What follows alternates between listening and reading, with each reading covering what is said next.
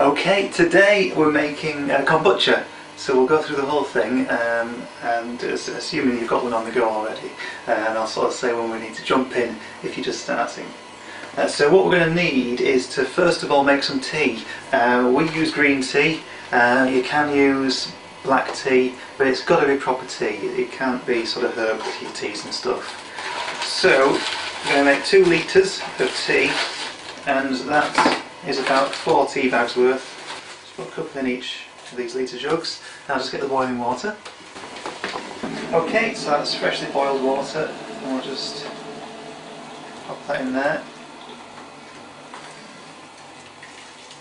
We don't quite have a 2 litre kettle, so I'll have to go back for a second trip. But what we're going to do is to fill those up. So we've got 2 litres on the go. 2 litres on the go, and leave that brewing for about 15 minutes. Alright, it's been about 10 or 15 minutes now, and the tea is nicely brewed, so I'm going to get the tea bags out first. Let's give it a little splish. And what we need for kombucha is not just tea, but hot, sweet tea. So, for these 2 litres of tea, we want 3/4 of a cup of sugar to go in. That's a lot of sugar. So I'll put a 1/4 in there, a 1/4 in there, and the last 1/4. Divvy up between them. And then we need to just give that a good old stir in. The sugar, it has to be white sugar. It has to be white, refined sugar. Can't be brown, can't be unrefined white. They don't work. I don't know why, but they don't work apparently. So it has to be proper tea and white sugar.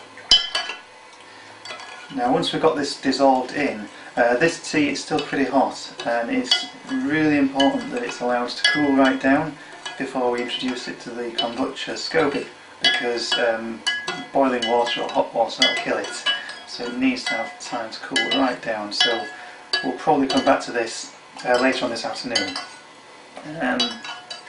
but for the moment that's pretty much dissolved in. That's all there is to it. Just leave that be, cover it up, keep the flies off, and we'll come back to it probably in 2 or 3 hours. Alright, it's been a couple of hours and the tea's cooled down nicely now, so we're ready to make our next batch. The first thing to do is to take off the previous batch though, that's been brewing since last week. That's just over here. Let's bring that over. If we take the cover off, there it is. Now what we've got here is, on the top of that is a brand new SCOBY that's grown. So all of this on the top is the brand new fresh SCOBY. That's what we're going to keep and use for the next batch. So just get that off here and pop it on this plate. Oops. Underneath, what this is last week's SCOBY, and that's what we put in last time. This one is now surplus to requirements. You can keep it, you can use these quite a few times, and that one, well, you can send it on to a friend, you can put it in the compost heap, and but you can use it a few times more if you wish. Right then, so this is the actual kombucha. I'll just pour it into this jug all in one go.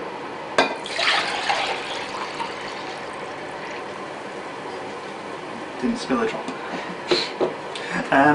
There's quite a few bits and bobs in there, so what we usually do is to pass it through a strainer into the bottles that we're going to store it in.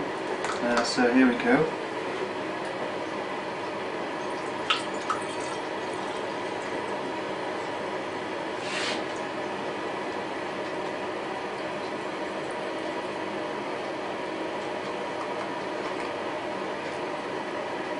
Okay.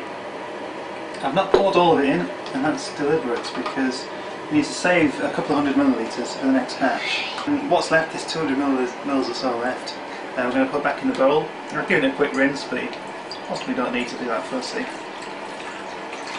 And that's going to be the starter for our next batch. What we also need is our new SCOBY, which will be the first one off, the bottom one.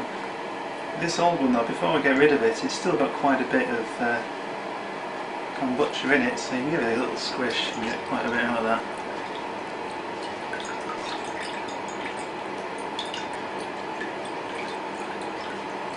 And that's going to go into the compost.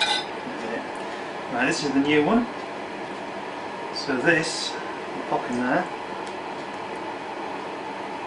and the only remaining ingredients is the tea we made earlier. This is now nice and cool, right down to room temperature. This one goes in there.